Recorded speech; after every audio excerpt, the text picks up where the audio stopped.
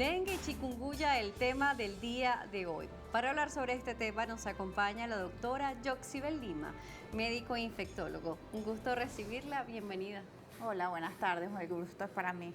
Gracias por visitarnos hoy y bueno, vamos a hablar de esto porque siempre es oportuno conversar sobre el control de los vectores, de los zancudos.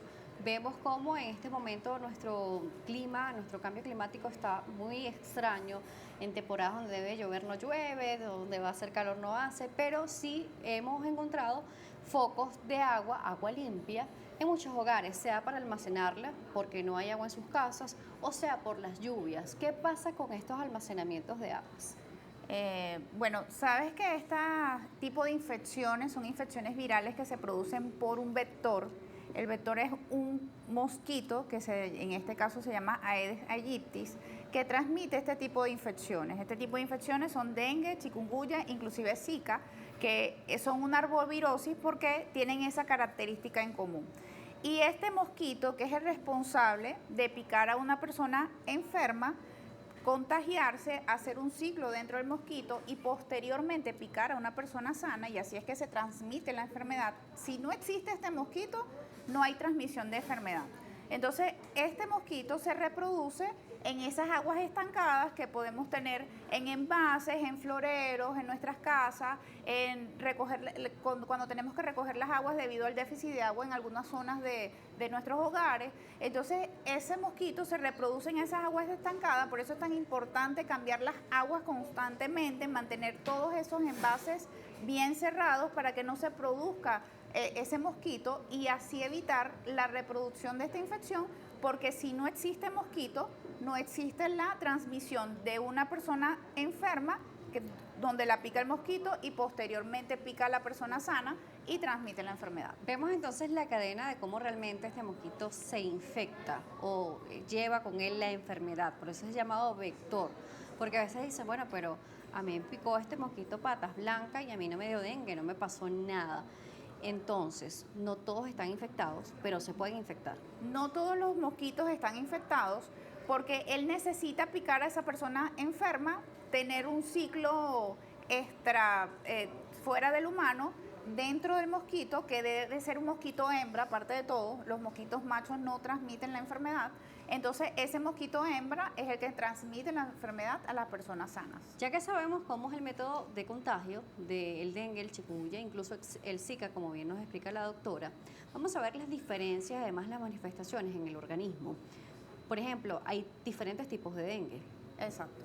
El dengue es el más común, de hecho es muy característico en los climas tropicales y subtropicales, como en nuestro país. De hecho, en América Latina nosotros tenemos numerosos casos de dengue y puede inclusive llegar a ser una enfermedad mortal por la manera o la fisiopatología en la cual él se desarrolla dentro del organismo. Él tiene muchos 4 serotipos de dengue, de hecho se ha hablado de un quinto serotipo, y este dengue, cuando yo tengo un tipo de dengue, no repite. Si yo tengo el serotipo 1, yo no vuelvo a tener el serotipo 1, pero tengo la probabilidad de que si me vuelvo a infectar, puedo tener un dengue grave, ¿ok? O un dengue con manifestaciones de alerta, con estas manifestaciones que inclusive en el dengue, una de las características principales que son de alerta es el sangrado.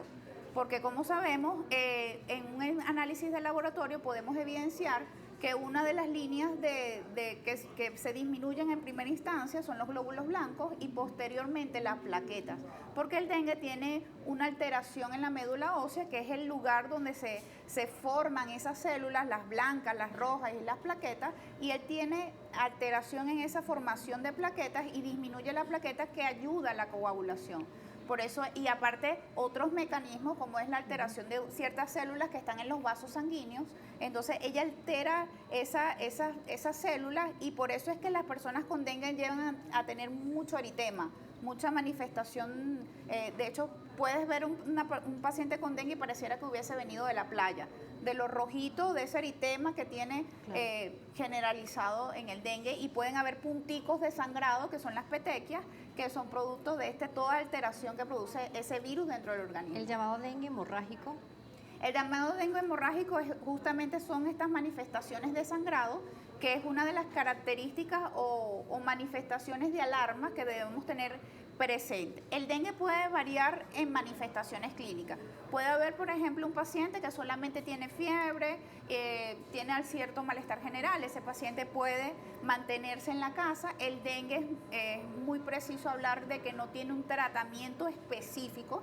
Ninguna de estas enfermedades lo tiene, no hay un tratamiento específico para el dengue, pero lo que hay que hacer es tratar de evitar las complicaciones del dengue, y eso lo hacemos, por ejemplo, en un paciente que está leve, que solamente tiene fiebre y malestar general. El paciente tiene mucho dolor muscular, articular.